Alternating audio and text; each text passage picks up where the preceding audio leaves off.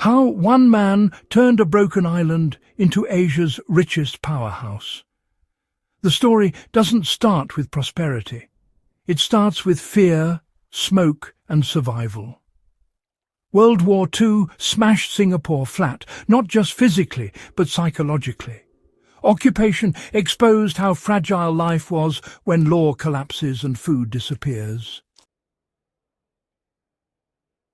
Out of those scars rose a man who never forgot what chaos looks like, and who built a nation designed to never experience it again.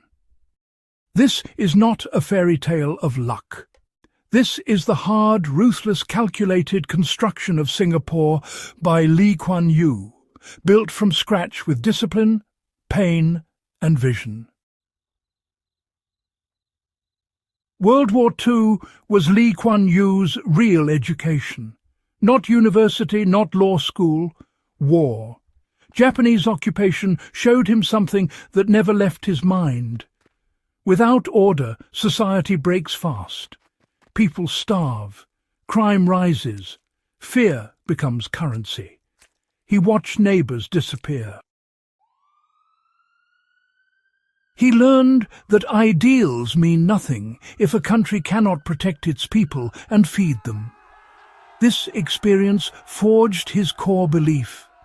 Survival comes before freedom, stability before comfort, results before applause. That belief would shape every decision he made. Singapore did not gain independence in triumph. It was kicked out.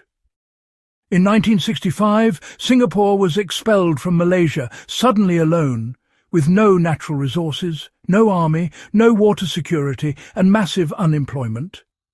Lee Kuan Yew went on television and cried. Not for drama, for real. He knew the odds. A tiny island, surrounded by bigger neighbours, sitting on ethnic tension, with slums and corruption everywhere. Most leaders would have played politics. Lee went to work. Lee Kuan Yew understood something uncomfortable. Democracy without discipline collapses, so he enforced order first. Laws were strict. Punishments were real. Corruption was treated like a disease, not a nuisance. He paid civil servants well, then punished them harshly if they stole. No exceptions, no excuses. This wasn't about cruelty. It was about trust. People obey laws when laws are fair and enforced. Investors invest when contracts mean something. Singapore became predictable, and predictability attracts money. Corruption destroys states from the inside. Lee attacked it head-on. Independent anti-corruption agencies were empowered to investigate anyone. Ministers included, friends included, family included. If you were guilty, you were done. This sent a shockwave through society. Suddenly, the government actually worked. Licenses were issued fast, courts moved efficiently, and bribes just disappeared. For a country trying to survive, this was like oxygen. Singapore had no oil, no land, no minerals. But, it had location. Sitting on one of the world's busiest shipping routes, Lee turned the port into a global artery. He invested heavily in infrastructure. Ports, airports, roads, everything was clean, everything efficient. He invited foreign companies aggressively. No fear of capitalism, no shame at all. He offered stability, skilled labour, and zero nonsense.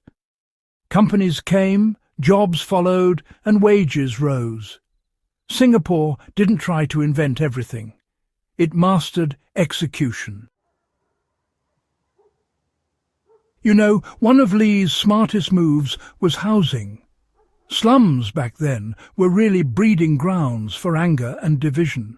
So he replaced them with public housing on a massive scale. But, well, this wasn't just about providing shelter. It was, in fact, social engineering. Different ethnic groups were mixed deliberately. Ownership was encouraged, because when people own homes, they protect stability.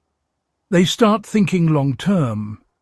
And, honestly, they don't burn the system down. Over 80% of Singaporeans eventually lived in government-built homes. Clean, affordable, organised.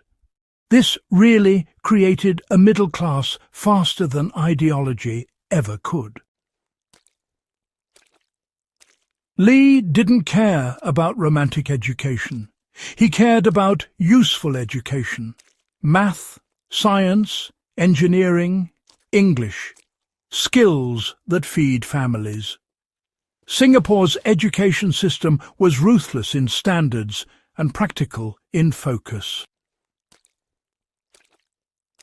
English became the working language, not to erase culture, but to connect globally. This gave Singapore instant access to international business and technology. While others debated identity, Singapore trained competence, security above sentiment. Surrounded by larger neighbours, Singapore built a strong military fast. Conscription was mandatory. There was just no debate. Lee believed, survival demanded readiness. A weak nation invites pressure, but a strong one earns respect. This mindset, it came directly from World War II memories. Never be defenceless again. Never rely on others to save you. Lee Kuan Yew was not obsessed with popularity. He was, honestly, obsessed with outcomes. He restricted speech when he believed it threatened stability.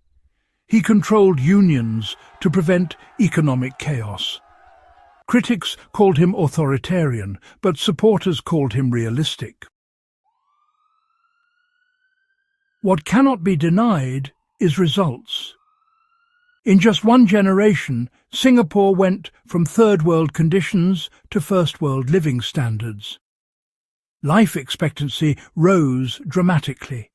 Income exploded. And, crime dropped.